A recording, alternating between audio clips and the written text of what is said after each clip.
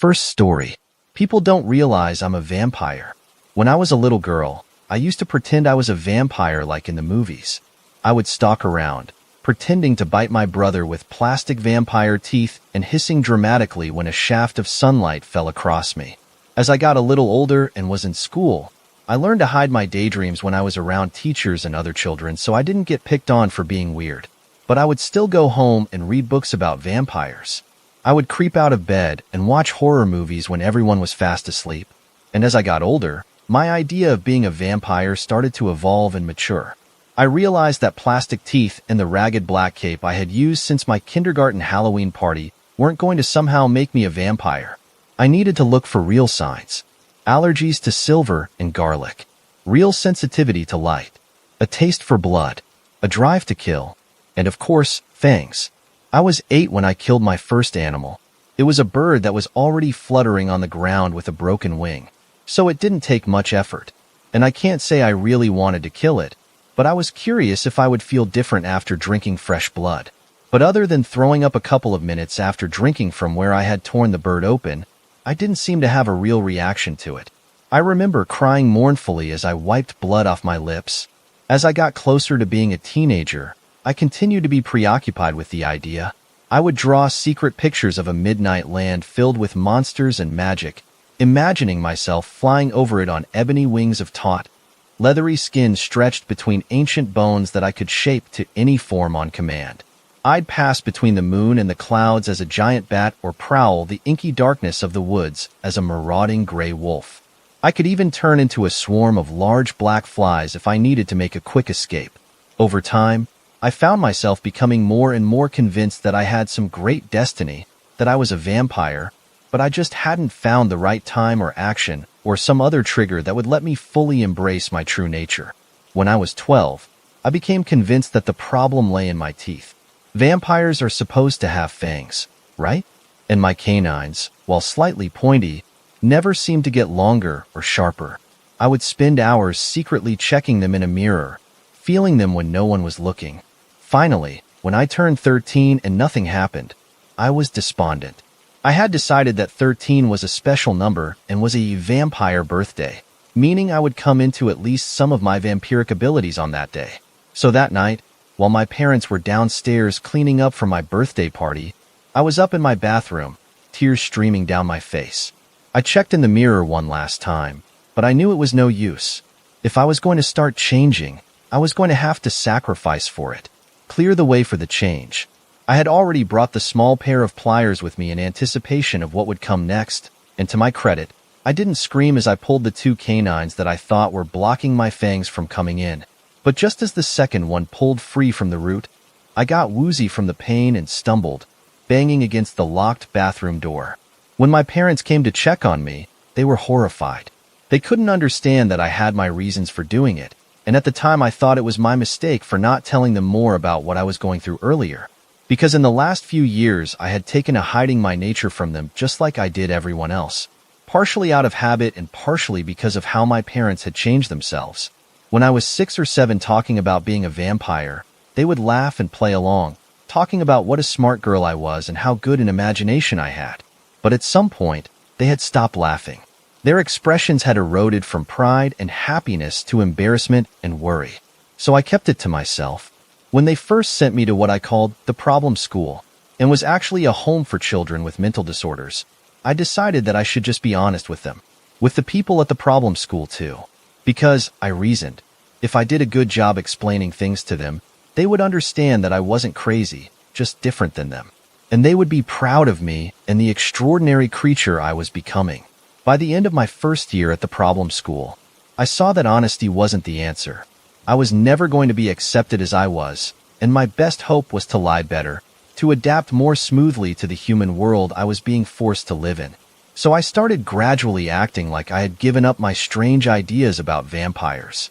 I let them take me to the dentist to be fitted for a partial, making sure to act contrite and ask questions about when I would be old enough to get permanent artificial teeth to replace the 2 I had removed. It took time, but I was back home and in regular school before my 15th birthday. I was much more skilled in maintaining my facade now, and there was no one I trusted with my secret. I made a point of blending in my freshman and sophomore years of high school. By my junior year, boys were noticing me and I had figured out the games of the girls' social cliques, so it wasn't hard for my false self, my outer self, to be popular. To everyone else, I had become ideal. I was a smart girl, but not too smart, and I was pretty, but not too pretty, and most of all, I was compliant. I did what I was told at home and school, injecting just enough mistakes and disobedience into the mix that I wouldn't seem artificially perfect or off-putting. When I went out with boys, I would let them take just enough advantage that they would feel satisfied without doing enough to get the reputation of being a slut. And that might sound like a terrible existence, a life full of lies and feigned mediocrity and being used. But you need to understand, none of that mattered to me. That wasn't the real me. That was just the girl the world got. And if I'm being honest, I thought she deserved every bit of it. I had spent much of my time at the problem school, in the years since I had been back home, reading up on various systems of belief and all kinds of legends. Did you know that there are vampire legends in almost every culture? And that nearly every religion or philosophy has something that is similar in concept, even if it isn't attributed to a monster? But by the same token, there are a lot of differences between the different kinds of vampires. The American movie Vampire is very limited, based almost completely on one very specific hodgepodge of European folklore, Dracula. By the time I was a senior in high school, I had come to understand that I had been misled, wasting my time by focusing in on that cliché idea of what a vampire could be. Because where some vampires might be weak to sunlight and afraid of crosses, others might have different or fewer ways they could be hurt. And while some may drink blood to survive, others lived off of other things, like pain and fear and death. It wasn't a hard thing to kill my parents. They weren't really my parents, you see. They belonged to that other girl, that girl that everyone loved and no one really knew or cared about. That girl was a pleaser. That girl was a whore. That girl might have cried over the idea of starting a gas leak one night when she was supposed to staying at a friend's house. She did cry the next morning when I let her out, so the grief and surprise would seem genuine. When they told her gently that her mother had died in her sleep and her father was in critical condition at the hospital. Oh, how she screamed and wailed. But of course, that was all an act. There's not really another girl. I'm not crazy, you know. I've just become very good at compartmentalization. 2 months after my graduation, my father was back home with me looking after him. It worked out better than I ever could have hoped. Everyone would praise how brave and good and loyal I was to change his diapers and tend to his medicines. How I was earning a special place in heaven, and my mother, God rest her, would be so proud. Meanwhile, I could do whatever I wanted to him, and he was unable to tell a soul. He lasted for nearly a year like that, and while he had come home unable to communicate more than the occasional grunt or scream, by the end he was totally insane. I can't say for sure whether I was the cause of that. I'm not a psychologist, after all. I'm a vampire, and I had figured out how full and fat I would feel after spending some time extracting misery and fear from that disgusting cripple. How re-energized and powerful. Why? I felt like my true self. That's why I went into nursing, with my specialization in hospice care. I worked hard at it, making sure my grades were nearly perfect, but not too perfect, and that I had no black marks on my record to keep me from getting work just where I wanted. As luck, and some kerosene would have it, the administrative building of the problem school burned down while I was in college, taking any record of me being there right along with it. By the time I was 25, I was working for one of the top hospitals in the southeastern U.S. as a nurse in hospice care. Primarily outpatient service, I would go out periodically to the homes of people that were already expected to die. The forgotten and expendable. It gave me a chance to get to know these people, get access to their homes, and learn their routines. It helped me figure out when I could catch them alone and show them my true self in the dark. But then you came on as the hospice administrator. From the start, I sensed you were going to be a problem. You watched everything so closely. You called it efficiency, but it seemed more like nosiness to me. Arrogance. Then one day, I saw you looking at me, studying me when you thought I wouldn't notice. It reminded me of how my mother looked when she saw my face on my 13th birthday, streaked with tears that went from clear to pink as they mingled with the blood streaming from my still oozing mouth. It was a look that said, "There's something wrong with you. I don't know what, but something is very wrong." I can't abide that look. That's why you're about to take all those pills. It's a clean way to go, and must faster than I'd prefer, but I can't have your death looking suspicious. A plain Jane suicide will have to do. And before you think of fighting me, you need to understand that I kind of want you to. It would give me a chance to make this milquetoast suicide into a brutal simulated rape and murder. That's what I thought. Eat them all. The funny thing is, you could have avoided all of this. I was going to leave the hospital next month anyway. I got a great new job at the new pediatric hospital they just opened upstate, you see? But maybe it's for the best. You're a loose end that is best tied up, and there is some consolation. At least you got to see the real me before you died. Aren't I beautiful? Second story. My philosophy class just created the first vampire. Do you want to live forever? Those were my philosophy professor's words before he killed himself right in front of us. A year ago, I would have said yes without hesitation. I think anyone would have. The possibility of never seeing death has always been at the back of my mind since becoming aware of it as a kid. I have always been terrified of death, in the exact way everyone else is. On a road trip with my best friend, the question came up late at night with the sun bobbing across the horizon. I was sticking my head out of the window, enjoying the cool air whipping my hair from my eyes, when she asked me out of nowhere. I said yes, of course I did. Who wouldn't want to cheat death and see a new millennium and several after that? Who didn't want to stop aging at 21 and never see wrinkles lining their face? I grew up watching commercials for skin creams and anti-aging formulas and ignored them because, in my kid mind, I was going to live forever. I saw my youth as never-ending because as kids we don't really think about death.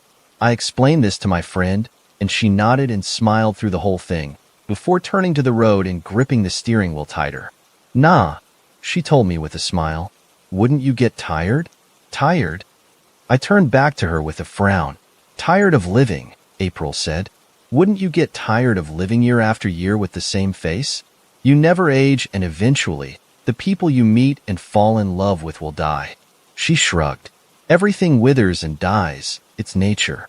We live and we die, and that's it. When it's our time, it's our time. And I think that's beautiful. My best friend murmured more to herself than me. When I asked her if she was afraid of dying, she just laughed. Afraid? She shot me a grin. Why would I be afraid? Not being able to think, I told her, a shiver sliding down my spine at the thought. Just the dark. You die, and it's just dark, right? It's nothing. It ends in nothing and continues into nothing. There's no waking up or stray thoughts. There's nothing. I leaned away from the window, enjoying the graze of wind against my cheeks. And we won't even know we're not thinking, because we won't be able to, right?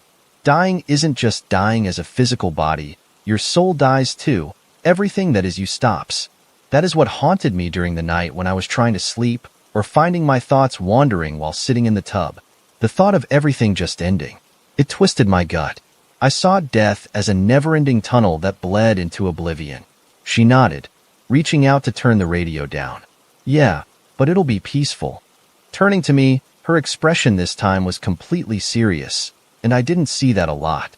She never took anything seriously, and when she did, it didn't take her long to laugh it off or make a joke out of it. Wouldn't you want that? After years of living the same life, wouldn't you get tired and want that kind of heavenly peace? April pulled a face. I mean, regardless of what you believe in, whether that's the great pearly gates or oblivion, you would want to sleep at one point, right?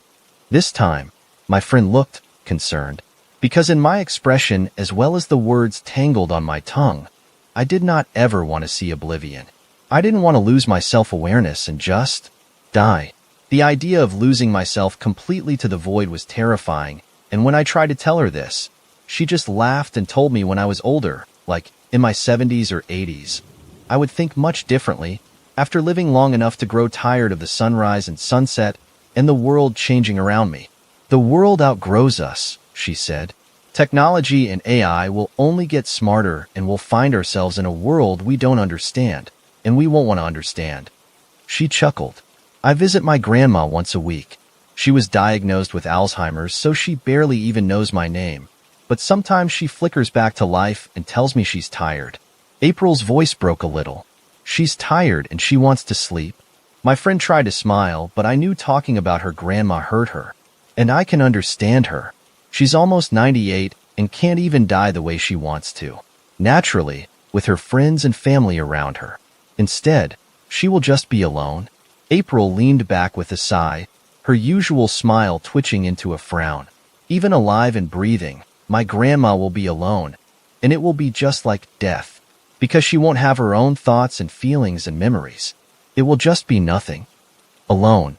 The word didn't really hit me until I thought about it. Did I want to outgrow everyone else around me and be alone in a world I didn't understand, and one which didn't want me? Did I want to lose people I loved to old age and live past my expiry date? Yes, I did. Against all odds, yes, I didn't care about outgrowing the people around me, and yes, I wouldn't mind living in a world that had outlived me. Yes. I found myself responding to our professor. I was doodling Adventure Time characters in my notebook when the question was asked, and finally, I lifted my head, severed from my own thoughts. I only joined Professor Jackson's class to get closer to a girl I had a slight crush on, and every class since had been a total bore, and the students were exactly what I were expecting them to be like. Still, though, I was working up the courage to talk to my crush, so I spent most of the time either doodling or daydreaming. The class itself was pretty peaceful. The lights above were a warm glow and easy on the eyes. I usually found myself dozing to the sound of the tap, tap, tap of typing on laptops and the professor's monotone drawl as he paced the stage. That particular question, however, pricked my interest, because usually I was asking it myself as a shower thought or going through the positives and negatives on a long car ride with nothing to do but listen to an audiobook and stare at the long stretch of road ahead, sometimes bleeding into the sky. Around me, I could see that question had caused a slight stir. The girl sitting next to me, who had been idly scrolling down her Twitter timeline on her MacBook, briefly averted her gaze from a BTS fan edit, her eyes flickering to the front of the hall and then to me. I don't usually speak up in class because I have nothing to say, nothing to discuss, and nothing to debate. The class bored me, the discussions bored me, and the debates when they happened were less about getting words across and more about either gaslighting 12. Yes, there were only 12 of us, students for their own pleasure, or arguing until they were blue in the face about something as simple as logic and why we have it. Most of the time, it was just about being right. I chose to keep my head down because most of the time, I had no idea what any of them were talking about. I mean, I knew the basics and then some. But after a while, they started to sound like they were speaking in an ancient language. With my voice splintering the otherwise peaceful silence, the professor nodded and gestured to me. Why? I wasn't expecting such a dull response. In every other class, he answered questions to students with even more confusing questions which were both rhetorical and not. Professor Jackson thrived on getting a discussion going. But this time he simply stopped pacing the stage and looked directly at me, inclining his head when my mind went blank. I didn't mean to answer this question out loud, but now that I was really thinking about it, I had a lot to say. Why do you want to live forever? I shrugged, fully aware of 12 pairs of eyes on me. Well, I don't want to die, I said, my cheeks growing warm. If I had a chance to live forever, I would. You don't want to die? Or you are scared of dying? Both. I think that was the universal answer. Anyway, Professor Jackson nodded in response. I wasn't even sure if he knew my name. The man was a 30-something-year-old with the eyes of someone much older. I often wondered if he had ever experienced trauma or pain because, in the rare moments when our eyes met, his were like no other I had seen before. I don't think haunted is the right word. I wouldn't say he had haunted eyes. But they definitely spoke of something dark, something deeply embedded inside of him which brought on this kind of question. If anything, he looked like he was in pain. Not always. But when I focused on him and truly drank him in, his lips were always pressed in a line, eyes narrowed in a certain way, inclining he was writhing in pain. I wondered if he had chronic headaches. Professor Jackson wasn't an ordinary teacher. He didn't care about us missing due dates or work he had assigned and often had an, oh well, it's your future LOL kind of attitude. The guy wore the same white-collared shirt and tie with the sleeves rolled up and a blazer that hung off his wiry frame. Nothing really fit him. His shirt was always untucked and buttoned wrong, and he had come to class twice wearing his shoes on odd feet. Nobody wants to die, he said. But would you really want to keep living generations into the future? Think about it. He cleared his throat. Everyone you have ever loved or cared about is dead and buried. The places you called home are now eaten up by nature. Every face is a stranger to you, and you are too scared to form an attachment to someone because you will inevitably outlive them. His expression darkened. You will watch them grow old, and yet your face will stay frozen in time. You will get asked questions, why you never look any different, and you have to lie to them and make a swift getaway to avoid alerting authorities which you know will never catch up to you. Oh no, you are too fast for them.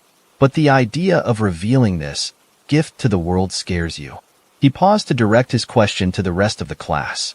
Tell me, seriously, would you, against all odds, accept immortality? Duh. Casper Littlewood looked up from the essay he was typing for a different class. Until then, I figured he wasn't listening, engrossed in his own work. But then he closed his laptop and leaned back in his chair with his arms folded. Who wouldn't? The rest of the class murmured in agreement, and our professor nodded before walking back to the wooden podium where he had been reading from his own published journals. Oh! His lips curved into the first smile I had ever seen from him. Sure, his facial muscles sometimes contorted and quirked into the start of one, but never really settled on a real and proper smile. He leaned forward, a brow arched. So, all 12 of you are saying yes, and accepting a chance at having immortality? Yes. This time I didn't say it out loud. Professor Jackson hummed. And the baggage which comes with it? Again, yes. The students around me responded with light hums and nods. I wondered if he was going to catapult into some kind of fictional scenario which branched out into two different paths. One would be the good side of being able to live forever, and the other, the more negative approach. Regardless of where he was going with it, now I was fully interested in this blooming discussion. Usually, I doodle when I'm really focusing on a subject, and I started to shade the corner of a page of my notebook. Except Professor Jackson didn't speak. I waited for him to, but instead, there was this long stretch of eerie silence, bar the noise of the boy next to me tapping his pen on the edge of the desk. I lifted my head to see if the guy was setting up a presentation or reading his own notes before a girl screamed. It wasn't a long time, more of a shriek of fright. At first, I thought her reaction was a spider before my eyes found hers, which were pinpointed on the front of the class where our professor stood. Following her gaze, I found myself eye to eye with Professor Jackson, and when I tried to look away, I found I couldn't. Professor Jackson was smiling this time. I wouldn't say his smile was at all twisted with evil or pleasure at the thought of doing what he was about to do. Instead, I only saw peace. It was the first real and proper smile I had seen on his face, and this one was genuine. I wasn't sure if the fact that he was actually smiling had taken my eyes and mind hostage, or his fingers were wrapped around the handle of a particular-looking dagger. Particular, because I had never seen anything like it. The handle itself was gilded gold, and the blade looked sharp enough to cut through metal. I should have been able to predict what Professor Jackson did next, but I found myself choked with naive thoughts. Maybe he was going to use the knife as a metaphor I didn't understand, or present it to the class as a model in whatever scenario he was going to delve into. But no, with a peaceful smile that only spoke of escape and freedom, our teacher plunged the blade into his throat. For a dizzying moment, I thought I imagined it. These are the types of daydreams our intrusive thoughts bring us. Thoughts of our teachers spontaneously slicing their throat open out of nowhere. I found I was completely frozen, both body and mind. I don't know if it was a trauma response my mind had shut down completely. Everything in me was telling me to look away, to get up and run out of that class and never look back. But his question was still weighing on my mind. Once curious, and now something stronger and more feral taking over me like a leech creeping into my brain and winding itself around my thoughts, eating away all logic. I did want to live forever. I did want to outlive the people and the world around me. And watching my professor choke on his own blood, on a sharp geyser of scarlet exploding from his neck like a fucking cartoon, it only made me crave immortality more. To be able to rip into my own flesh with no effect, to plunge a dagger into my heart with no consequences. It's kind of amazing how far blood can travel, especially when the right artery has been ruptured. Or maybe my mind was over-exaggerating the reality of what I was seeing. In the fog of my own thoughts, the front row was automatically hit with a shower of scarlet. I could sense their shock and horror, and yet even without looking at them, I knew they couldn't look away either. That something was eating away at their heads, despite being coated in warm red. Initially, it was like being let loose to something I didn't understand, something brand new blossoming inside me. It was gentle at first, seeping into me piece by piece and getting a feel for me. But then it started to hurt. Like a toothache, a dull but barely noticeable pain started to thrum within the confines of my mind. When Professor Jackson finally hit the ground, the 12 of us were still sitting, still staring, at the pooling red seeping across the stage and stemming around him. Something ached in my jaw, and that pain I thought would go away with a Tylenol continued to leach into the back of my throat, blossoming into more of a burn. It's weird. The more I stared at the man's body lying out on the stage like that, I could feel my body starting to slowly react. I lifted myself from my seat slowly before collapsing back with a staggered breath. That pain started to get worse, and I felt it like a snake wrapping itself around me, suffocating not just my chest, but my thoughts. Every thought which dared graze the forefront of my mind was set on fire and replaced with that same question. And when it really hit me, bleeding into me slowly, I got up again. But this time I stayed on my feet. My mouth was aching all over, and my teeth felt like razor blades. I had no control over my body as I took long strides toward the end of the row and then down the steps. Others joined me, but those others did not have faces in the sea of fog, which was drowning me, pulling me deep, deep down into the depths. The burning, which had not subsided, only grew worse until my brain felt like it was on fire, dragging me to the edge of my own humanity, which I had not even been aware of until it was being picked from me by invisible fingers. I didn't realize it until I was kneeling on the stage with my hands pressed into stemming scarlet, scooping up as much glistening red as possible and gulping greedily, that our professor had left us with both a question and an answer. Would I like to live forever? The blood did not taste good. It tasted exactly how blood should taste. It smeared my lips and cheeks, but I continued to drink deep, bending over and pressing my lips and the tip of my tongue onto the stage and slurping up as much as I could. I wasn't alone. I felt their presence around me, dropping to their knees and smothering themselves, painting themselves in our professor's blood. When I crawled over to where the man's body had been, I was left staring at a sort of ashy substance coating the stage. The body was gone, and with it, the knife which killed him. When I fully came back to reality, my brain was on fire. I don't remember leaving that class. I don't remember talking to anyone or discussing what we had just done. Only that the universal and unspoken realization between the 12 of us was that our professor had given us a gift, one forced upon us when we watched him rip open his throat. That was where his bewitching began, and it ended when we had chewed the flesh from his bones, until we were full and satisfied, and he was reduced to flakes spiraling into nothing. I didn't even remember fully what I had done, only that my mouth tasted of blood which now tasted good, which now tasted like liquid gold tainting my lips when my tongue flicked out to lick at remnants. I thought I was a vampire. I went home and looked in the mirror. I had a reflection. I was still hungry and ate food. I could still drink and sleep and breathe. Nothing had changed. At least, that is what I thought. The pain came much later when I was sleeping. It struck like a lightning bolt, cruel and unforgiving. Agony. It writhed through me, setting fire to every nerve ending and boiling my brain until I stuck my head in a bucket of ice. I thought it was an infection, maybe brought on by the, activities I had taken part in, but no. I didn't have a temperature. I wasn't burning on the outside. I was burning on the inside. My fucking brain was on fire. I tried everything. When it became too intense to walk, I called an ambulance and was told I was absolutely fine. I got an Uber back to my apartment, and sitting in the back of that cab, I couldn't think straight. I didn't have words to describe the pain because no words exist. I thought it would go away with multiple Tylenol. I thought it would go away by drinking my mind away. But even on the edge of reality, completely out of my fucking mind, it was still there. Cruel. Never-ending. With this pain came visions. No, They were more like memories. Memories of places and faces froze in time that I had only ever learned about. History. But this history was polluting my mind. Endless memories of people I didn't know and lives I had not lived.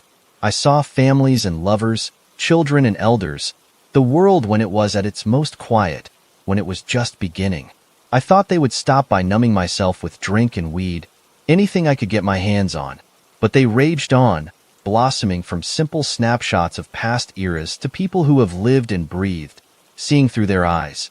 Seeing one individual's memory is scary enough, but multiple people with different lives, all of them intersecting and looping over and over again, until I could no longer see what was in front of me. All I could see was them.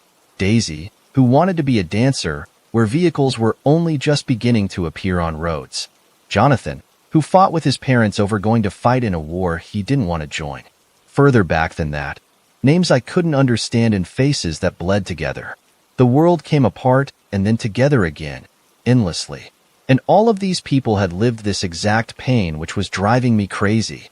All of them, every memory I saw, all of them saw the same sunrise and same sunset. The exact same sky I could see. All of them, including our professor, joined the wave of faces pulverizing me. He had 8 different lovers, males and females, all of whom he had watched age and wither and die, while he continued on with the same face, burning. It reached the point after days of ignoring classes and staying in bed that I started to consider dying. Which was crazy, right? I didn't want to die. I was afraid of death, of the endless sheet of nothing which would envelop me. But anything, even what I had feared for my 19 years of life, was better than this. Better than my brain boiling away. So, with the clock ticking toward midnight, I locked my apartment and stepped outside. The pain was too intense for me to have thoughts, and only then it was just that I wanted everything to end. Everything. I was clawing at my skull when I stepped in front of a truck, and I felt it in an instant. Just an instant. Relief. When 8,000 tons of metal slammed into me, the pain stopped, and for a glorious moment, I was left in blissful nothing. The same nothing I had been fearing since I learned what death was. And death is exactly what April told me years ago before she died of a brain tumor. Death was peaceful, and it wasn't the long, endless stretch of nothing which has paralyzed me my whole life. It was nothing, and nothing was perfect. Nothing wasn't sleep, but far deeper. The deepest sleep you can imagine. But before I could fall into that nothing, something leached onto me, an invisible presence grasping hold of me and violently pulling me back. "Excuse me, miss?" When I opened my eyes, I was lying on rough brick, a dozen paramedics in front of me surrounded by dizzying red and blue lights. Looking down at myself, I was in one piece. No injuries or broken bones. Nothing, except that burning that continued to rage on inside my brain. And all of these people had lived this exact pain which was driving me crazy. All of them, every memory I saw, all of them saw the same sunrise and same sunset. The exact same sky I could see. All of them, including our professor, joined the wave of faces pulverizing me. He had 8 different lovers, males and females, all of whom he had watched age and wither and die, while he continued on with the same face, burning. It reached the point after days of ignoring classes and staying in bed that I started to consider dying. Which was crazy, right? I didn't want to die. I was afraid of death, of the endless sheet of nothing which would envelop me. But anything, even what I had feared for my 19 years of life, was better than this. Better than my brain boiling away. So, with the clock ticking toward midnight, I locked my apartment and stepped outside. The pain was too intense for me to have thoughts, and only then it was just that I wanted everything to end. Everything. I was clawing at my skull when I stepped in front of a truck, and I felt it in an instant. Just an instant. Relief.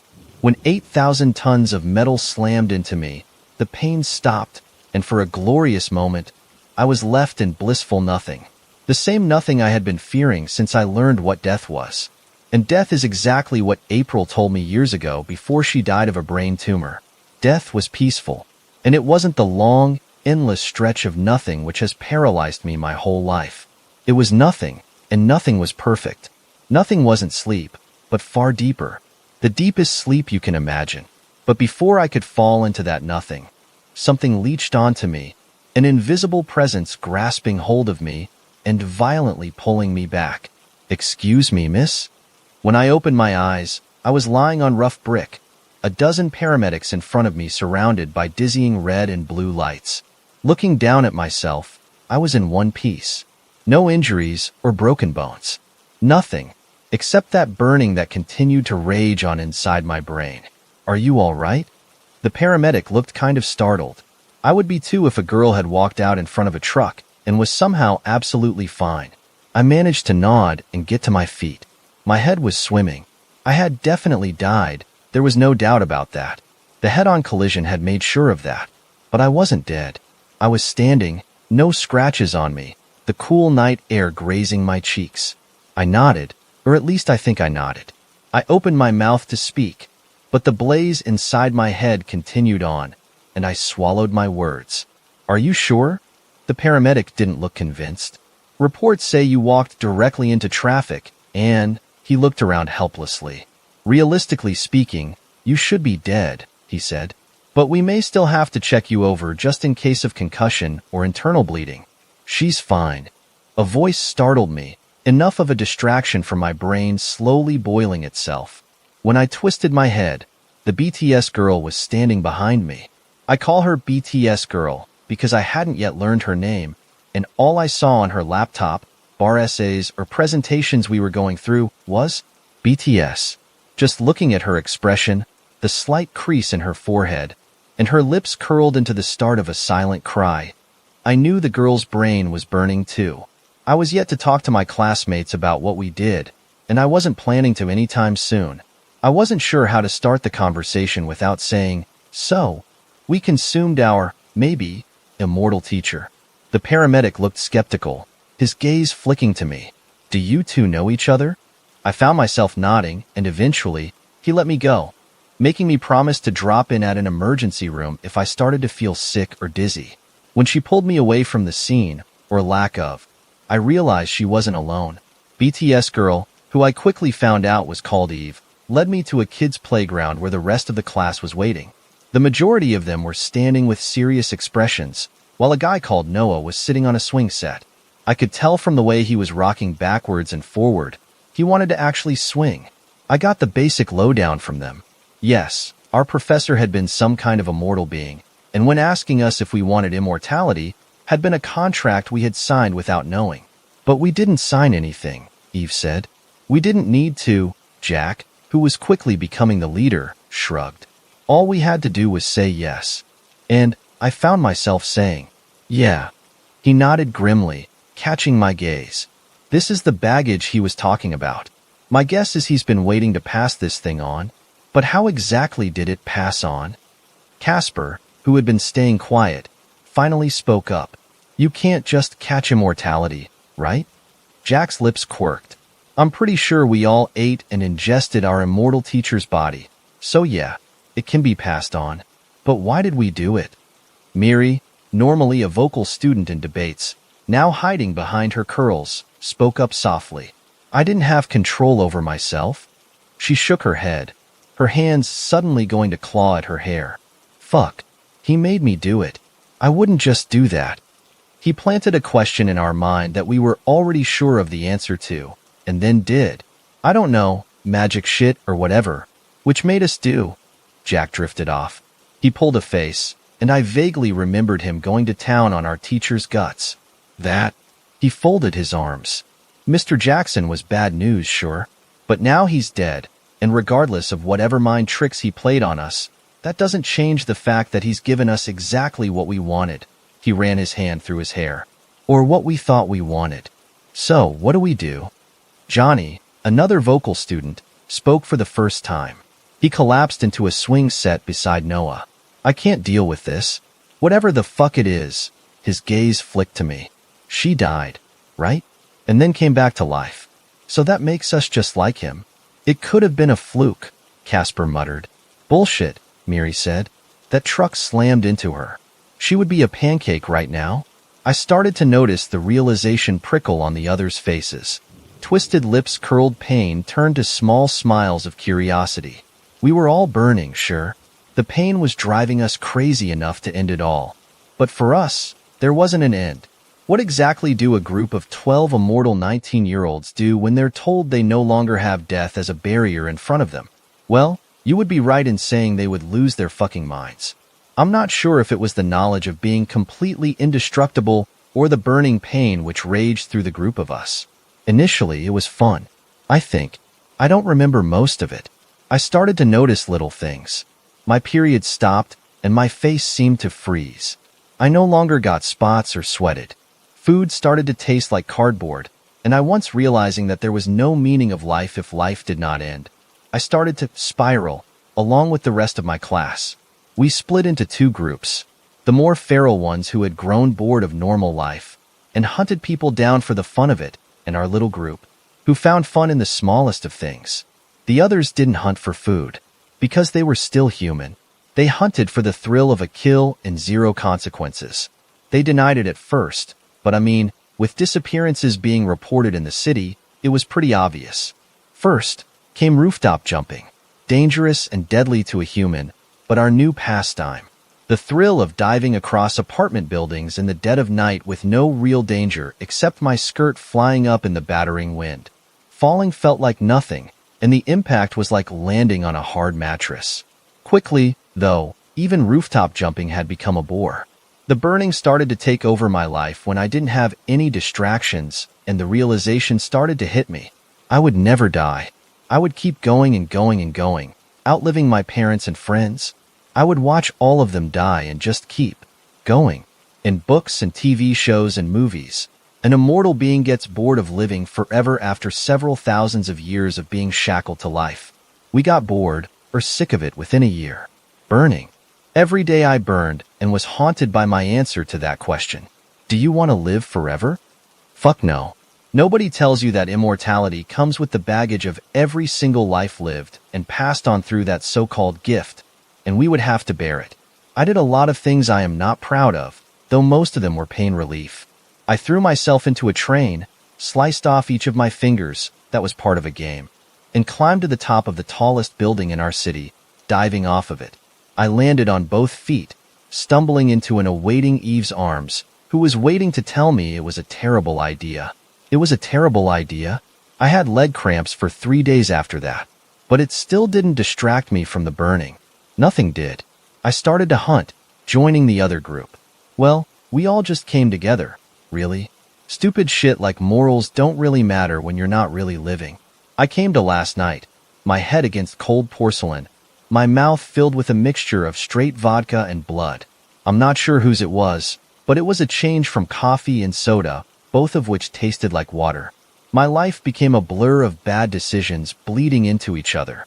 Hunting was at least some kind of pain relief, and I can't explain why. Seeing the death of someone else and knowing they are going to die, knowing you can entangle yourself with the delusion that you can die with them, is at least something. Though none of us had witnessed the perfect death yet. Until 3 days ago, Charlie was the new guy. He walked into class mid-discussion and announced he would be joining, with a smile I envied. When he sat down, the smell of his coffee turned my gut, and the way he sipped it with a satisfied smile. I could tell, or I guess since, the rest of the class watching him. Ever since turning to our more feral side, we had claimed the current lecture hall as ours. Our professor died on the stage, and we lost our humanity on that stage, so it was ours. Charlie just walking in and announcing that he was joining had definitely put a sour taste in my mouth. Next to me, Eve had stiffened up while in front of us Casper's nose kind of flared. Our current professor welcomed him with a smile, and for the next hour, her class became a white noise in my head, as I found myself engrossed by everything Charlie did. When he opened his laptop and typed, taking small sips from his hydro flask, and sticking his pen in his mouth, tenderly chewing on the end. Charlie asked questions while we were all silent, oblivious to 12 pairs of eyes following his every move. It wasn't fair. I caught the exact words in Casper's glare. Noah's curled lips. Miri's fingers tightened around her pen. I found myself jealous that he just sat there and smiled, occasionally checking his phone. He wasn't in pain like the rest of us, bombarded with endless memories of long-dead immortals. Eventually, I turned away from him, focusing my attention on my notebook, before Charlie started coughing violently. It started as short gasps, which I thought was a panic attack. But then he grabbed his throat, his cheeks turning unnatural shades of blue and purple. Charlie's eyes were wide, terrified. His lips curled into a silent cry for help. His body was trembling as he gasped for air. The professor ran out to get help, telling us to call for help. But none of us did. Instead, I was mystified by the agony in his eyes. Finally, something I could relate to. His lips twisted and silently crying out filled me with mind-numbing euphoria. Charlie was dying. When his head hit the desk and he went still, I expected him to jolt back to life just like us. But no, Charlie stayed dead. And it was one of the most beautiful things I had ever seen. His was the perfect death. Exactly what I had been waiting for. Slowly, we surrounded him, prodding and poking him to see if he would move. When Miri reached into his pack, she pulled out a pack of candy I'd caught him snacking on. "Peanuts," she said, waving the candy wrapper in the air. I don't think he knew he was eating peanuts. That set off laughter. Hysterical laughter ricocheted across the hall. That laughter quickly quietened down when we realized Charlie would be able to die. Unlike us, he would be able to embrace death. How was that fair? Charlie just joined our class, and he was the one who was able to die? Who didn't have to deal with a brain boiling itself to not death? I think it was an unspeakable pact between us that no one who joined our group would be leaving the room mortal, or in a body bag. Jack suggested that we ate him. We thought about it, but the only time human flesh tasted tolerable was while we were under the control of Professor Jackson. So eating him was a no-no, and his corpse was slowly growing cold. The professor was nowhere to be seen, so this had to be fast. Miri announced that she should be the one to bite him, and when we asked her why biting would do anything, she just shrugged and said, "I saw it in a movie." So, biting it was. Rolling up her jacket sleeve, Miri bit into her own arm, but her teeth weren't sharp enough. So, she grabbed a knife, slicing open her wrists this time, and I was entranced by rivulets of red dripping down her arm. I knew it wouldn't last, her skin knitting itself back together, so she had to be fast. She bit him first, which was awkward because her teeth were too blunt. Jack tried, but he didn't even make a mark. Eve managed it, after really clawing at his neck. Casper and Noah guarded the door while the girl straddled poor dead Charlie, eventually piercing his throat. "Okay." She motioned for Miri to force her bleeding wrist into his mouth, but she shook her head, showing us her wound was already gone. Jack volunteered this time, taking the knife and stabbing himself in his hand. Call it being petty, but we were bored and jealous, and definitely envious that this kid got to see death while we were fucking cursed. I watched Jack slam his hand over Charlie's mouth, making a fist and forcing it through the boy's lips. "This isn't going to work," Miri whispered. "You're just making a mess." We were.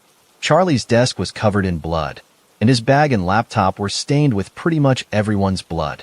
But we weren't giving up. Jack tried 3 more times before sitting back with a sigh, running his hands through his hair. "It's not working." From the look of Charlie's very dead corpse, I figured he was right. So, we gave up. Miri did her best to clean up his desk with wet tissue paper, and Jack and Noah attempted to position Charlie respectfully. I wouldn't call hanging off his desk respectful, but sure, they were still pissed that a member of our class had escaped the painful jaws of life.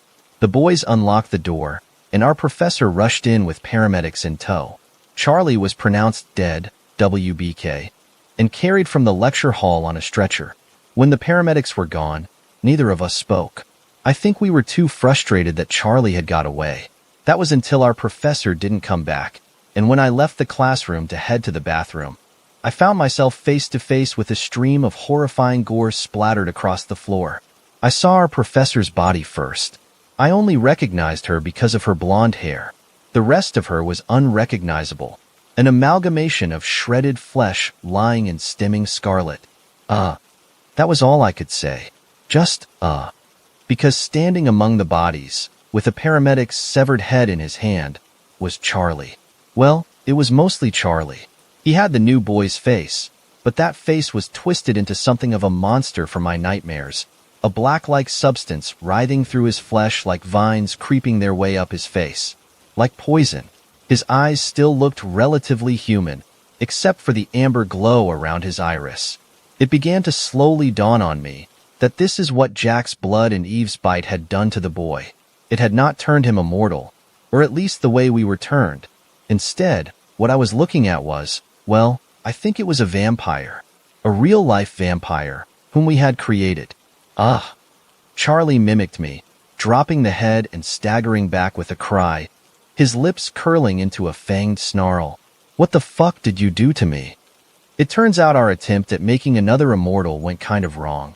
We're now in the possession of a newborn vampire who is completely out of control, and we still don't know how to die, or at least get rid of this intense, never-ending burning. He blames us, which is fair. But he's also slowly working his way through the student body of our college, so has to be monitored all hours of the day by at least 2 of us. He doesn't even remember his name, which is a problem. He is a vampire, right? What else could he be? But anyway, would any of you like to live forever? Third story. I think my neighbor is a vampire. I'm not crazy, which is exactly what crazy people say. But I'm not. I work 45 hours a week. I have a healthy relationship with my girlfriend. I pay my rent on time. I change the oil in my car regularly. Fully functioning adult here. But I am 99.999% positive my neighbor is a goddamn vampire. And I don't mean an emotional vampire who drains the happiness out of you. I mean Dracula. I mean Nosferatu. I mean a real life, changes into a bat, blood-sucking vampire. Let me set the stage. My girlfriend Tina and I live downtown in an apartment. Great spot. Close to work. Decent Vietnamese carry out around the corner. We've been here about 2 years now. A week ago, I'm leaving to head to the office and I see this guy moving a bunch of boxes into the unit next to ours. We have the usual convo anyone does when they see someone move in next door. I crack a joke about the noisy neighbors upstairs.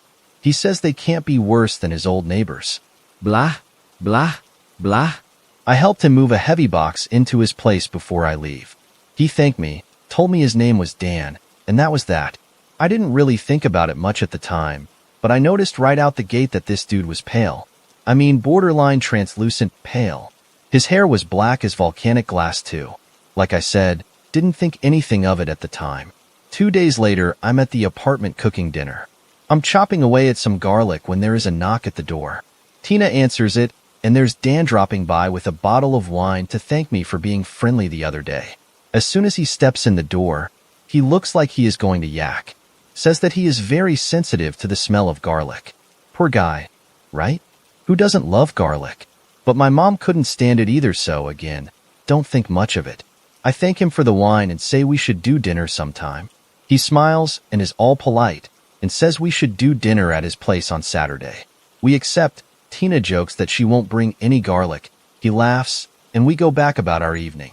The week goes by, and it's Saturday night. Tina and I head over Dan's place. Dan answers the door dressed to the nines. His place is immaculate. Not a speck of dust. And it's full of crazy old-looking crap, like he pulled it out of an archaeological dig site. I ask him where he got all this neat stuff. He tells me he works at a museum procuring exhibit material, and has some international connections that sell to private collectors. We sit down and Dan serves dinner. He brings us plates with those fancy, sterling silver covers on top and says he hopes we like our steak rare. Now, I do love a rare steak, and these ribeyes were delicious, but I swear I could hear the cow moo when I cut into mine. The only plate that wasn't a bloody mess when we cleared the table was Dan's. He had meticulously soaked up every little bit of bloody juice that he could using slices of French bread. Again, I didn't think anything of it. We thank our host for dinner and head home. So, we are back at our place. Tina and I are chatting about Dan's decorations. She says she wasn't a fan of the blackout curtains and the lack of mirrors. I laugh and say maybe he is a vampire. And then the wheels start turning. Pale skin, jet black hair, can't stand garlic, owns a bunch of old stuff, loves blood, doesn't love sunlight, and has no mirrors in his place. Okay, so I am not the superstitious type, and I am not one to judge a book by its cover. But hold on to your pants because I'm not done. I'm getting home from work yesterday and there are, like, 5 squad cars outside my building. I get into the lobby and stop by the office to see what's going on, but the door is shut, and there is an officer inside chatting with the manager. All I could hear were mumbles, so I head upstairs. Tina is in the apartment pacing around when I get there.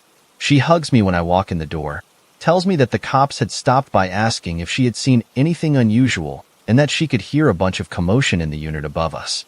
Now, I'm the curious type, so I sneak upstairs and peek down the hall just in time to see the paramedics wheeling a body bag out the door. I'd seen enough, so I go back to check on Tina.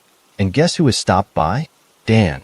Tina is telling Dan about the visit from the police, and he is acting all concerned, but I'm not buying it. I tell him that we have an early day tomorrow, and to make sure he keeps his door locked. He tells us to do the same. I'm going to find out what the hell is going on. I know Dan is involved, and I know this is not your run-of-the-mill CSI case. This is some supernatural shit. I grabbed some scrap wood from the dumpster in the parking garage and fashioned a few stakes that I've hid around the apartment. I don't know if that works or not, but every other stereotype is on the table. Wish me luck. Fourth story. The night that I became the Vampire King. The warehouse sits in the middle of the old industrial district. An ugly block of concrete. It sprawls across the land, casting its weary gaze out onto its dilapidated surroundings. There was a time when it was the shining jewel of this town. A time when it would bustle with the optimistic energy of the workers who lived identical lives in identical houses just over the hill, when large boxes of electronics would pass through it on their way to different corners of the country, and sometimes even across the sea. But all that is ancient history, of course. For now it is nothing but an eyesore battered with age. A sad and decrepit reminder of this town's once great potential. Wind whistles through its shattered windows like the mournful howl of an abandoned dog. Weeds and ivy crawl up its sides, as if trying to make it sink into the ground, while a chain of grimy, flickering tube lights adorning its crumbling boundary wall desperately try to sweep aside the gloom that has settled into its very bones. Definitely not a place a fledgling like me would choose to spend his Friday night at. But sometimes things are so far beyond our control that we can do naught but be swept by the tides of causality. As I climb out of my car, I adjust the buttons of my suit and let my eyes drift over the warehouse. Not because it holds my interest in any way, but because I would rather look at anything but at the man. No, the creature standing outside the rusted front gate. I fix my gaze on the walls. I focus on the paint that peels off them, making the building look like a dying snake trying to shed its skin one last time. I imagine myself wriggling into the cracks of the warehouse, hiding until all the shit that's about to go down tonight is over. But I know I will not be afforded that luxury. Already I can feel the man growing restless. Immense pressure emanates from his body, presses up against me like a knife, scraping against the very bone of my throat. I sigh, shake my head, and begin walking towards him. The air grows colder and thicker the closer I get to him. Gently swirls around him, shimmering like a soft white mist under the dull streetlight. I loosen my tie to try and make it easier to breathe. It doesn't work. Fuck. I really should have drank more blood before coming here. You are late, the man remarks, his silky voice gliding effortlessly out of his mouth. Apologies, Your Excellency, I reply, my head bowed. The preparations took a little longer than expected. I risk a glance at him. He's staring at me. Ageless, poreless skin stretched across a youthful face studded with ancient eyes. Large, gold-rimmed black pupils like twin solar eclipses. I feel a shudder run through me. Let's dispense with the formalities, shall we? Call me Julius. I may be young, but I wasn't a total novice at the dance. I knew a trap when I saw one. I couldn't possibly do that, sire. He smirks, his fangs glinting silver under the pale light. It would be so easy for him to rip my throat out. You're a quick learner, aren't you? I can see why Jacob thinks so highly of you. I say nothing, just give a reverent nod in response. Pity he couldn't be here. The king requested my master's presence at the royal lodge, sire. Ah yes, of course. When his most venerable majesty calls, you sure damn well answer. A lesson Michael here seems to have forgotten. He reaches into the jacket of his sleek gray suit, pulls out a cigar from a small metal case, and jams it between his teeth. So, are your men ready? They are at your command. I reply as I give him a light. Praetorians. All of them. Finest troops on the East Coast. But of course he knows that. Who? How many? Where? An elder like him would have known the answers to those questions the minute those soldiers stepped foot inside the town. I wish I could sense them as well. My inability to do so reminds me of my own weakness. Makes me feel uneasy. Exposed. Elder Julius takes a long drag from his cigar. I'm impressed you managed to convince the Prime Consul to hand over the Praetorians. I give him a humble smile. It was all Master Jacob's doing. It was he who convinced them that it was necessary to bring this war to an end. And of course, a phone call from the Royal Lodge sealed the deal. The powerful vampire shakes his head with a chuckle. All that for lil old Michael. Overkill if you ask me. That little cockroach doesn't deserve all the attention. The eponymous cockroach here, of course, is the little brother of the vampire king of this great nation, and also the seventh most powerful blood-sucking creature on the continent. I curse him under my breath, yet again, for setting up his base on what has just recently become our turf, forcing us to participate in this civil war. Elder Julius sniffs the air, like a bloodhound. I can smell them in there, Michael and his men. It's faint, but it's there. The stale stench of fear, like rust on an old metal pipe. He smiles, bares his fangs. Oh, how I've looked forward to this night. I've finally caught you. You slippery little bastard. My throat feels like sandpaper. The very thought of standing in the same room as these monsters sets my nerves on edge. But to go to war with them? I can feel the beast within me lashing out, trying to rip my sanity to shreds for daring to go along with this foolishness. I grit my teeth and steady myself. All right, let's get started, shall we? Elder Julius says as he tosses his mostly intact cigar aside. It bounces off the asphalt, sends sparks flying into the air. The old vampire proceeds to untie his ponytail, his long silver hair spilling across his shoulders like a lion's mane. He then closes his eyes, cracks his knuckles, and unleashes himself. Terror ripples through me as I'm hit with the full extent of his power. It feels like my head is being crushed in a vice while I'm drowning in acid. My brain pounds in my skull, my lungs burn, my knees wobble. Heat sears every pore in my skin. It takes everything I have to just keep standing. Dear God, just how powerful is he? And then, just as quickly as it had started, the insane pressure is gone. The power that burned hot enough to scorch my soul itself is once again ensconced within Elder Julius' body. I lean against the wall, try and catch my breath. You all right there? He asks, amused, twirling a small knife in his hands. I cough. You certainly know how to make an entrance, sire. He glides over to the wall, eases himself against it, and waits for the chaos to start.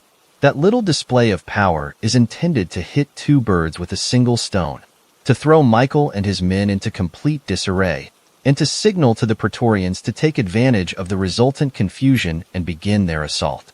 Cold air licks at the back of my neck as I strain my ears for any signs that the enemy has taken notice of Elder Julius's performance. Frantic pattering of booted feet, angry, panicked whispers, metallic clicks of guns being loaded. But there's nothing. The warehouse is shrouded in a nervous silence. Something's wrong, I say, my tense shoulders turning in knots. He doesn't say anything. Did they know that he was here? Is that why they haven't broken the silence? Couldn't be. I'm sure they must have sensed my presence when I arrived here. I'm too young, too weak to fully meld with the shadows. But Elder Julius? No. You only see him if he lets you. Something is terribly wrong here. Muttering something under his breath, Elder Julius whips his knife in the air and begins marching towards the front door of the warehouse. I pull my Glock out of its holster and start to follow. I spot the Praetorians as soon as we turn the corner and walk through the gate.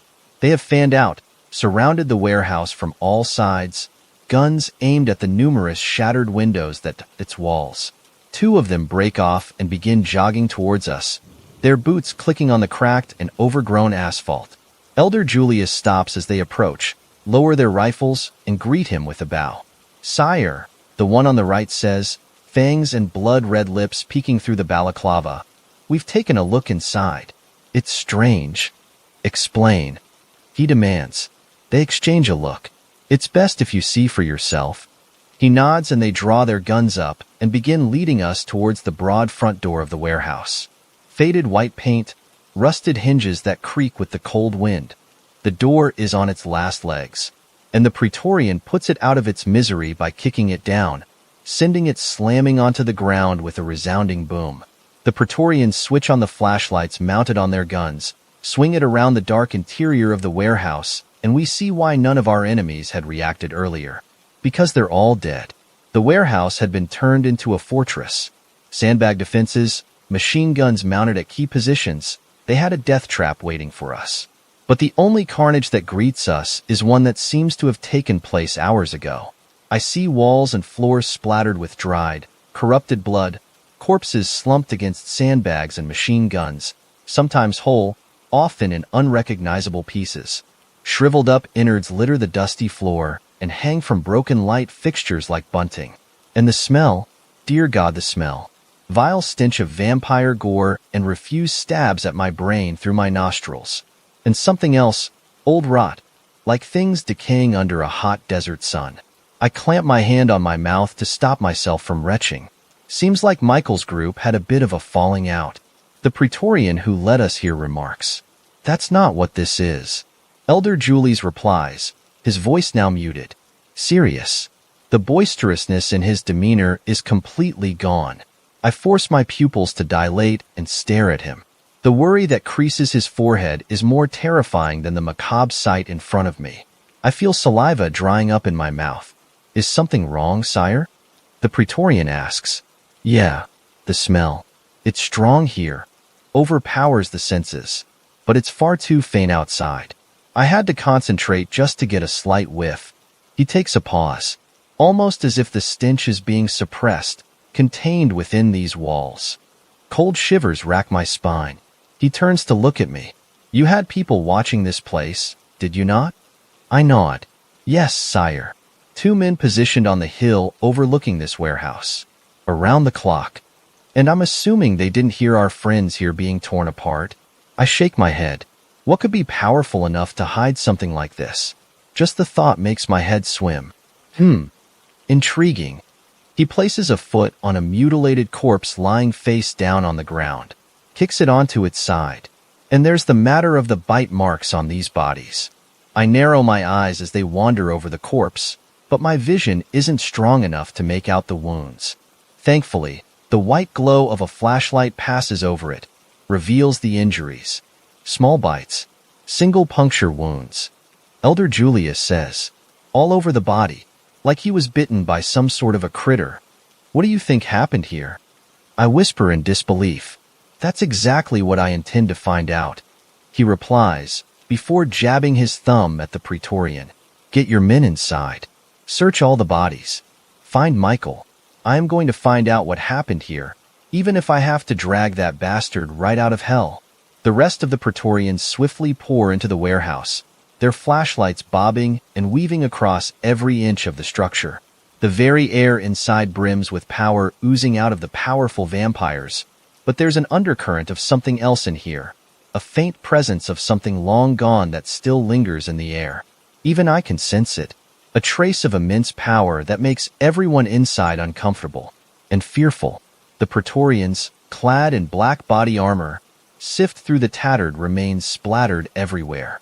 Some faces are too brutally smashed to be recognized, and for that they rely on Elder Julius and the Praetorians who've interacted with Michael in the past, and are familiar with the stench of his blood. We don't find Michael, and Elder Julius begins to grow restless, until we do find something, tucked away in a damp and dark corner of the warehouse, behind a sandbag wall, beneath about a dozen bloody and broken limbs.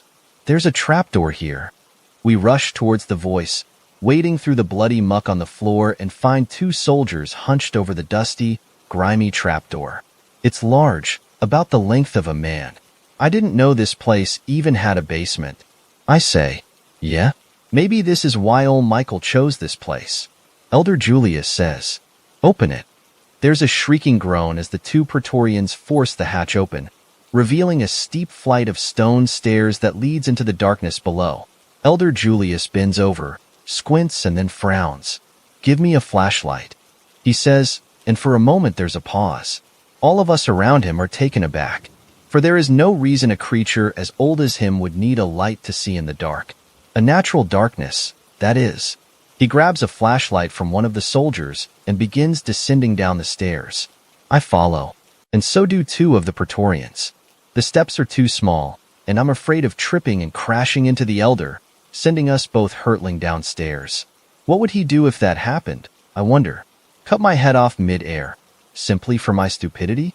It's damp down here. Smells of wet clothes forgotten in dark, unheated rooms, or water leaking from cracked pipes and rotting in the walls. And there's another scent, somewhat masked by the former, yet not quite blending in. It reeks like moist ashes of a dead fire. I crinkle my nose and keep moving downwards. The stairs drop us off at a small landing, hemmed in by the walls. A sleek wooden door is set into the wall directly in front of us. Faint yellow light seeps out from the gap beneath the door, suggests that the room beyond might be illuminated. Elder Julius steps forward, places his hand on the gilded doorknob, turns it, and pushes the door open. My mouth drops at the sight beyond the door. The room is cramped, with a mud roof that hangs so low I have to bend my neck just to stand here. Dozens of shadows dance across the room as candles, at various stages of their life, burn from their perches on earthen flooring, on shelves carved into the mud walls, and most importantly, on the altar placed next to the far wall, bathing the tiny space in a dull, shimmering yellow glow. And slumped against the small table that serves as the altar, rests the corpse of our quarry, Michael. His jaw has been ripped clean off. His tongue hangs limply on his neck. Even his eyes have been gouged out. Blood from his wounds has drenched his white dress shirt, turning it dark red. I have never seen such terrifying violence. Who would inflict such hatred on someone else? And be powerful enough to be able to inflict it on a vampire like Michael? Oh, Michael. Elder Julius whispers. You reckless fool. What the fuck have you done? I sense pure, unadulterated terror in the elder's voice, and that terror gets magnified in my heart.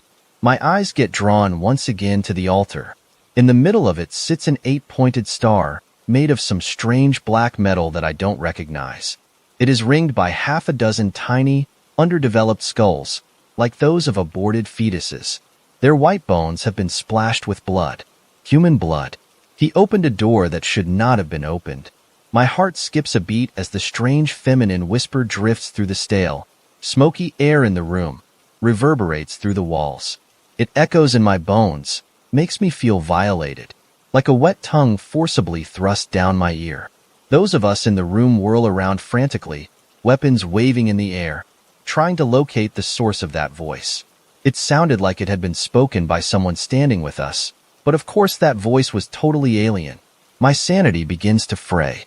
The voice once again fills the air, but this time it's even lower and completely incomprehensible. But I can feel the power in it. Makes my bones rattle, shakes the blood in my insides. And then another sound joins in. Squeaks. At first it's barely audible, like a fly buzzing in my ear, but it continues to get louder and louder, till it becomes deafening, starts to scrape at my very eardrums. What the fuck is that? One of the Praetorians shouts. Stand back to back. Elder Julius screams. No one listens. For the next second something digs through the ground beneath us. The dirt in the center of the room is pushed aside. A small hole is opened up and a mass of brown fur pours out of it. Rats. Hundreds of them start to swarm us. All squeaky with glowing red eyes and serrated smiles. The flood of moving fur and flesh crashes into us, biting, gnawing, picking the flesh from our bones. We try to fight back, but it's useless. I get 2 shots off before the pain from the bites makes me drop the gun and I stumble backwards. Little rat paws scratching my flesh. They crawl up the inside of my thighs, and all I can do is scream. The Praetorians don't fare any better. Even Elder Julius, old and powerful as he is, meets an inglorious end at the hands and claws and teeth of the rats. He waves his knife around, slicing dozens of them into pieces with each swing, smashes apart hundreds of them with his telekinetic powers, but thousands instantly replace them. Tumbling and trampling over another, they wriggle out of holes in dark, unseen corners and blanket the room, a moving carpet of brown fur that snuffs out all traces of light. It isn't long before the pain numbs my mind, knocks me unconscious. Pain. It's the last thing I felt before fading away, and is the first thing that greets me when I wake up. It feels like my entire body is on fire. Every muscle, however many the rats left behind, throbs and aches. I would scream, if I had any strength left to do so. I'm lying face down on the ground? Where? I can't tell. It hurts too much to move my head, but my cheek feels wet. Blood. Slowly and very carefully, I sniff it. It's not my own. Not even human. It's clotted and has a vile, corrupt stench to it. But it's blood nonetheless. My tongue darts out of my mouth, takes a quick lick. It's utterly disgusting. Yet in my weakened state, feels heavenly. I move my head, bite my cheek to fight through the pain that explodes in my skull, and begin lapping at the pool of clotted blood on the dusty ground beneath my head. Strength begins to seep into my body once again. Oh, looks like you're finally awake. My body trembles in surprise. It's that voice again, the one that unleashed this nightmare on us. I crane my neck and look up and see a naked woman staring down at me. She's holding a rat in her hand, a long and sharp fingernail digging into its throat. Need more? She asks, amused, and slices the rat's neck open before I can answer. I hungrily drink the blood that streams down on my face, grateful for the sustenance. I can feel some of my wounds stitching themselves back up. The woman reaches down towards me, lifts me up by the arm, and helps me sit up against something cool and smooth. I cough and notice that it's the door of a car. My car. How are you feeling, child? I look up again and notice the blazing scenery behind her. It's the warehouse. It's on fire. Dazzling orange flames burst out of the windows, crackling and licking the air. What? I croak. What happened? To your friends? She asks. I killed them all, just like the ones who summoned me. I stare at her. She has no presence. Unlike Elder Julius, who would make your heart tremble by just standing next to you, this woman feels like nothing, like a dark, empty void. It makes my soul shiver. What are you? I ask, terrified. A friend, if you would let be one. She answers, smiling. It doesn't reach her eyes. Oh God, those eyes. Large yellow irises and narrow black slits for pupils. Like a cat. You can call me Inanna. Please. I beg. For what? My life, I think. Let me go. I'm afraid I can't quite do that. My heart sinks. Why? What do you want from me? She caresses my cheek with her hand, looks at me with pity. I'm going to make this world burn, child. And you're going to help me. Are you not? My mouth begins to move on its own. Yes, mistress. Of course I am. Fifth story. I'm a vampire. Trust me, we are not the scariest thing out there. I am a vampire. Oh, please don't ask me for obscure historical knowledge. I'm only 17. No, we don't drink human blood. Well, not anymore. After your obesity crisis, human blood has really gone downhill. The consistency is really weird, and it just feels really gross, and it's sweet now. Blood used to have a really nice coppery metallic flavor. It was a huge blow to the vampire community, and we were desperate to find alternatives. Human blood was a key source of valuable nutrients, you see, and now we no longer had access to it. We needed a replacement, and fast. So first, we wanted to see if we could try animal blood. We've tried it all. Dogs, cats, fish, sharks, birds. It simply lacks nutrients. It would be as if you guys just drank water all day. Vampires cannot eat plants, so that was out of the question. Now our alternatives are mainly elves. We've been having a ball. These fuckers are short, and we made little nets to catch them. Oh, and elf blood is fucking amazing. It's so coppery, and it's got this bitterness to it that has been addicting. It's kind of sweet, sour, and coppery at the same time, and our scientists have found it to be very rich in nutrients. Elves have been a stable food source for the vampire community for almost 2 decades. Once you go tiny, you never go back. Elf hunting has embedded its way into our traditions, you see. We now have this drink called a blood cocktail. We found elf blood taste remarkable with whiskey, which we steal from you humans, sorry not sorry, especially paired with some ice. I've been really wanting to make my boyfriend a blood cocktail for his birthday. so I had to hunt a really good quality elf and steal some really nice whiskey. I love him so much. He's the best thing that ever happened to me, especially after my ex-girlfriend Colleen's disappearance. I don't mind it though. She was so toxic. So I waited until midnight. I was really hoping for an elf child because those shitbags have the sweetest blood ever. It had to be today, since it was some elf festival. Dumb fucks. I could easily lure a child into the woods. Elf children love pine cones, so I had them handy. In festivals, some kid almost always gets lost and hey, easy prey. Elf towns are usually somewhere in the woods, so I walked through the long, gorgeous black trees. I'm 6 feet tall, so I'll be able to blend in with the trees for these dumb elves. I made sure to stick to the trees, heading south, and soon I stumbled across a little elf town. There was a Ferris wheel the size of a typical bird cage, and they were having a little carnival, with bright red tints and golden merry-go-rounds, with little diamond-like horses, and I saw those ugly green fucks everywhere. Their scent overpowered my senses, sweet, tangy copper blood flowing through their veins. I could almost taste it. It was fairly dark, and I stood right in front of a tree. I was wearing black gloves and a mask, so my camo was near perfect. I watched their stupid fucking carnival, trying to keep my stomach from growling, when an elf child happened to look lost. I could see its ugly elf face twist into confusion, and I could see it make its way towards the trees, waddling towards me. I watched it stumble around and soon it was in the woods with me. I had to make my move. It was towards a neighboring tree. Are you lost, sweetheart? Who are you? I'm a tree, and I'm here to help you, sweetheart. Help me? Trees can talk? Yes, sweetheart, but not everyone can hear us. You have a gift, you see, to be able to talk to nature. Come towards me, sweetie, and I'll tell you more. What I thought was a dumb idiot waddled its way towards me. Suddenly I realized something and my blood froze. I couldn't smell it as it waddled towards me. The scent was not getting stronger at all. It actually had no scent at all, kind of like water. That was fucking weird. As it waddled, I could see its face more clearly, and it did not look right. Almost like someone had made a drawing of an elf, rather than an actual elf itself. My god, it was fucking 2D looking, and it could tell I wasn't a fucking tree because it was looking at me right in the eyes, and then it fucking smiles. Though it was smiling with just its mouth. I could see its mouth stretch open, the corners switching positions. Its mouth was flipping, almost like it was life dead of its face and then moved back.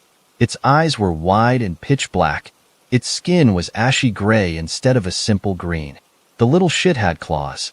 I looked around me, and it felt like being high. The trees were fucking dancing. Nah, that. I frantically ran. Lil shit was still short.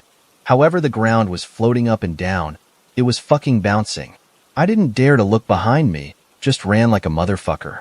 Then this little shit shows up in front of me, like dead in front, and I look around and the world felt like some kind of web, as if the fabric of the world, structure of it, got smushed into a web-like shape, and if it was some kind of paper, and I was in the very center, and I could feel myself began to fall, deep until I was covered in the fabric of the topsy-turvy world with felt weightless, and I was infulged in just complete utter terror, as if the world around me was a movie set, or a kind of drape that could be closed.